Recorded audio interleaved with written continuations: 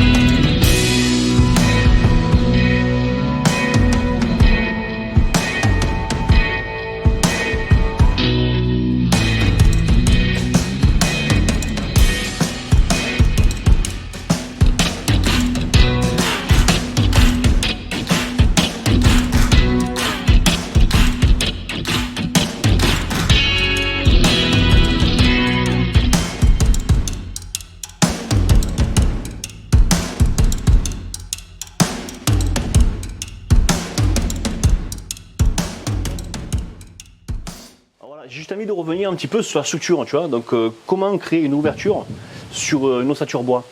Il ne faut pas négliger le linteau qui est au-dessus là. Donc, le linteau qui va venir reprendre la charge de la charpente. Donc, comme dirait Benoît Pirard, le plus belge des charpentiers.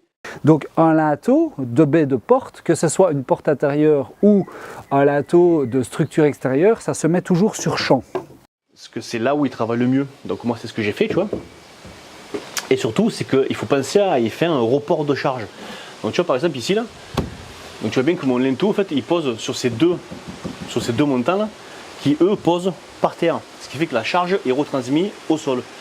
Voilà, alors à savoir que un linteau, une solive, une poutre, enfin ce que tu veux, il faut qu'elle repose sur à minima 5 cm et 7 cm c'est parfait quoi.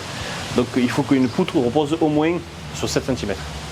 Donc là moi j'ai 2 x 45, donc j'ai 90, donc j'ai 9 cm, c'est parfait, voilà, c'est même plus que ce que je devrais, mais au moins je dormirai tranquille la nuit, voilà. Allez, ben on poursuit.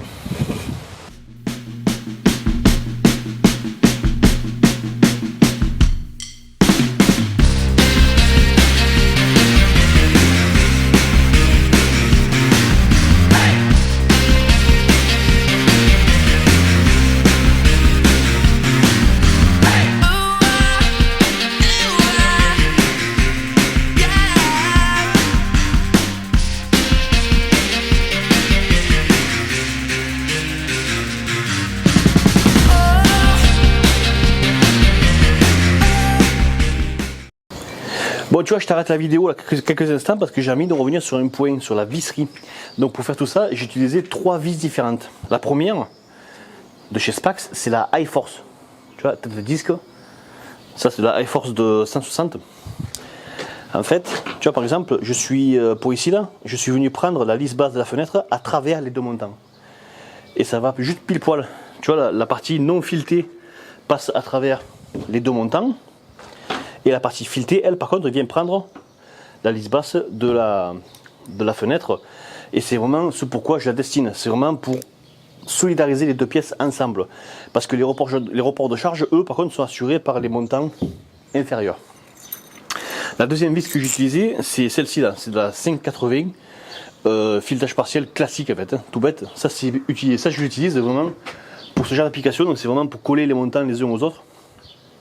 Pareil, donc même principe, la partie non filetée passe à travers le montant et la partie filetée vient prendre son voisin. Voilà. Et la dernière, c'est celle-ci. Alors ça c'est une vis, alors, je sais pas si ça va vers le point, voilà. C'est une vis avec double filetage. En fait, celle-ci, je m'en sers pour l'OSB.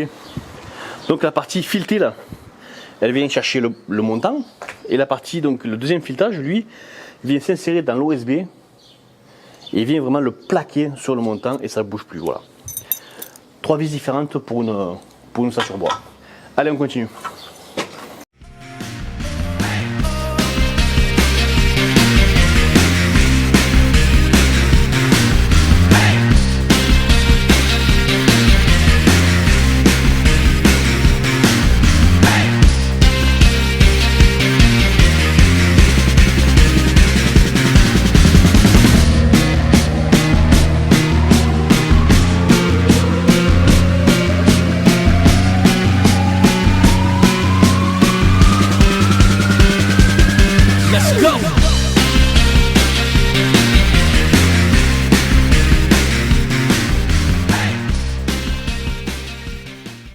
Alors j'ai eu un petit problème de micro le jour du tournage, donc je te reprends en voix off.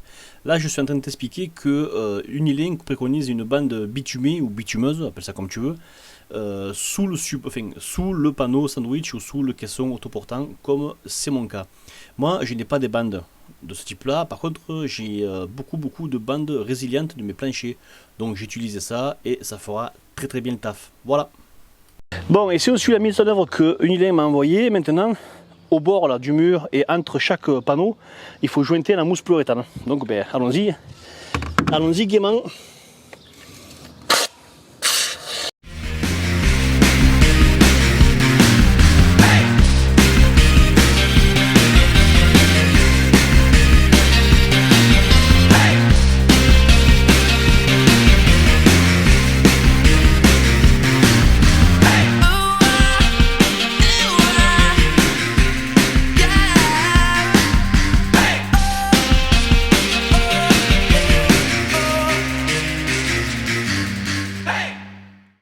Bon, tu vois, on se retrouve le lendemain, la mousse expansive a bien tiré et bien expansé. Maintenant, il faut couper tout ce qui dépasse.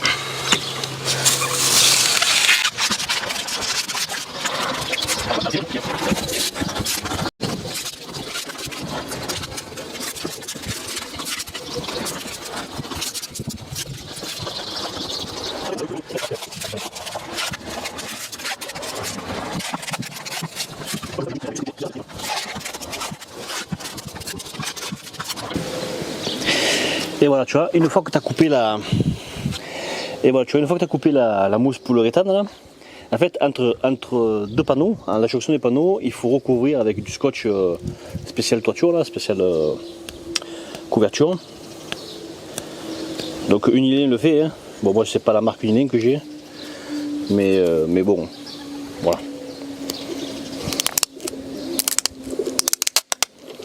Tu vois, tu viens recouvrir par dessus.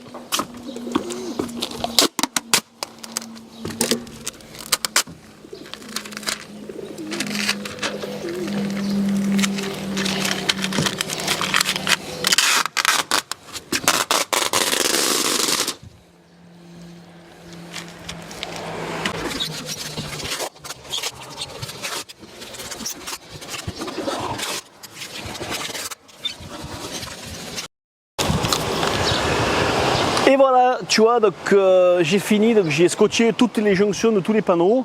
Là maintenant, il ne me manquera plus qu'à mettre le pare-pluie par-dessus, à faire un litage transversal et à monter les tuiles, puis à tuiler. Mais ça sera dans la prochaine vidéo. Allez, pense à liker, à t'abonner, et puis à partager si le cas t'en dit. Gros bisous, et puis kenavo les potos.